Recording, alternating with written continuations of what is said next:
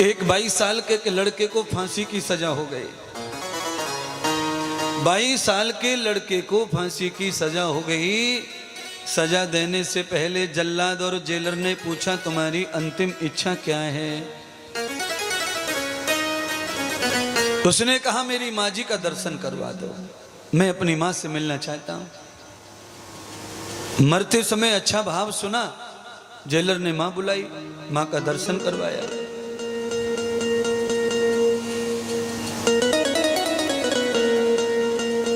माँ पास में गई। जैसे ही माँ निकट आई, बच्चे ने जोर से थप्पड़ दिया माता के गाल पे। सारे सिपाहियों ने, जल्लाद ने, जेलर ने देखा, ये तो सच में बड़ा पापी है। दुनिया फांसी पे लटकती है, मरते मरते एक अच्छा काम करते हैं, और ये तो मरते मरते भी पाप करके जा रहा है। अपनी माँ के पैर छूने चाहिए थे, थप्पड़ मार दिया।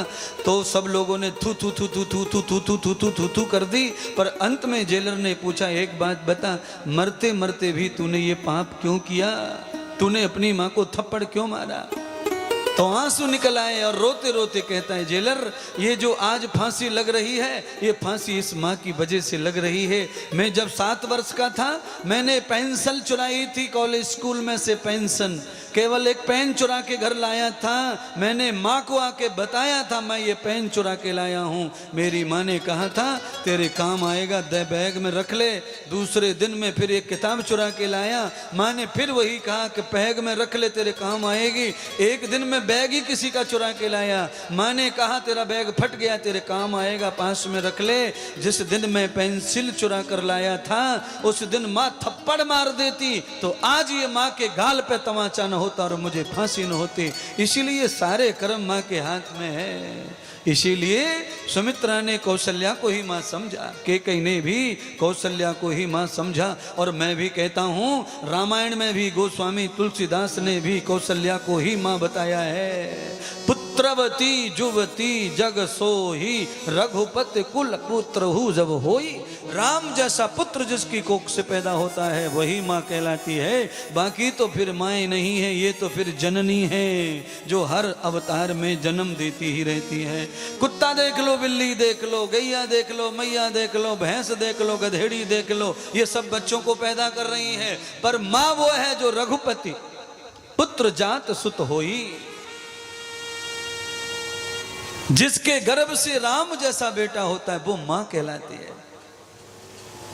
कौशल्या के आंगन में चारों बच्चे बड़े हो रहे हैं, एक ही पालने में झूल रहे हैं, एक बिस्तर पर सोते हैं, और एक ही पात्र में चारों को कौशल्या गोद में डालकर भोजन करवाती हैं।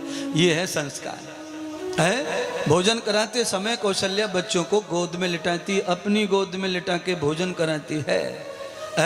तदपदम न योग लक्षणम।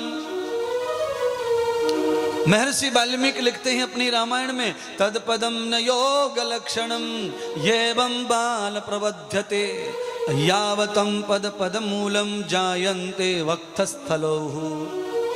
आहा, कमाल कर दिया। आज तो कौशल्या ने राम जी को पालने से खड़ा कर दिया, पालना पकड़वा दिया हाथ से, और राम खड़े हो गए। भरत जी को कराया, लक्ष्मण को, शत्रुघ्न को, चारों भैया पालने के चारों कोनों पे खड़े कर दिए हैं। जैसे ही माँ ने खड़े किए तो खड़े के खड़े रह गए महाराज। क्या मजाल है, माँ की आज्ञा के बगैर हिल जाएं, डुल जाएं, गिर जाएं। इसको कहते हैं सपूत। ये सपूत है। यम लक्षणम न प्रवर्ते यथा लक्षणम न कर्मणः। परमात्मा करे ऐसे बच्चे सबके होंगे, पर ऐसी माँ पहले होनी चाहिए, फिर बच्चे होंगे। हैं, माँ दुनिया भर की इतरा रही है तो बच्चे कैसे होंगे राम जैसे? बताओ, माँ का ही ठिकाना नहीं है। बताओ, अंग्रेजी के कपड़े पहन के सोती है, नींद नहीं आती है तो मोबाइल रात में उठ उठ के देखती है, नींद के बगैर। कौन से कपड़े पहन के सोती है रात में? अंग्रेजी में नाइटी। कौन सी टी? बोलो। और जो नाइटी पहनते हैं वो सुबह भी जगने से साथ में टी पहनते हैं और टी पीते हैं महाराज। जो रात में टी को पहन के सोए वो सुबह बिना टी के कैसे जाएंगे बाथरूम? लफड़े ये है महाराज। इंद्रदेव वाले कफन को ओढ़ के सो, हर समय सब काम फ्रेश रहते हैं अपने आप। जब चाहो तब बाथरूम जाओ, जब चाहो तब शौच जाओ, जब चाहो तब थूक जाओ, जब चाहो तब देखो। तुम जब चाहो तब सब काम होवे। ऐसा न होवे कि प्रेशर तुम्हें ले जाए, ना प्रेशर को तुम ले जाओ। अरे महाराज कभी कभी तो हम जोर जोर लगा लगा के मर जाते, पर मामलो बाहर निकलतो ऐसो हाल है महाराज हमारा। तो हम तो पूरे बर्बाद राम है महाराज। हमारी तो गर्दन की भी नस फूल जाए पर मल बाहर नहीं आता महाराज। बड़ी बुरी हाल है पेट को। ये कैसे हो गया महाराज? न खाने का ठिकाना न सोने का ठिकाना, ऐसे पेट खराब हो जावे महाराज। मल इंद्रियाणाम तद युक्त शासनम।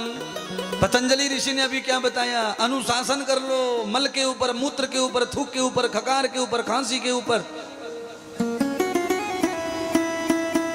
योग हो गया, भक्ति हो गई, भगवत प्राप्ति हो गई। इंद्रियों को, मन बुद्धि चित्त को, मल और मूत्र की क्रियाओं को जो रोक लेता है, अपने मन चित्त को धारण कर लेता है, वही योगी हो जाता है। वही संत योगी बन जाते हैं, वही साधु योगी बन जाते हैं, वही मनुष्य योगी बन जाते हैं। अरे महाराज तुम्हारी तो योगी कहाँ है? इंद्रियों पर कंट्रोल, मन पे कहाँ कंट्रोल है बताओ? कथा में बैठ के भी हमारा मन इधर उधर जाता है कथा में। वैसे तो हमारी वाणी में इतनी ताकत तो है कि मन को, बुद्धि को रोकने की है, पर पाप से कभी कभी हो जाता है कि हमारी वाणी का प्रभाव भी नहीं होता है। कई लोग तो कई कई राउंड गोली खा जाते, नहीं मरते। तो ऐसे कथा में भी कई श्रोता रहते हैं, उनको कितनी भी फायरिंग कर लो अच्छी अच्छी बातों की, पर वो घायल होते। पाप की लेयर लग गई है, पाप की लेयर। और जब पाप की प्लेट लगा लेते हैं तो सत्संग की गोलियों से भी उनको घात होता नहीं है महाराज।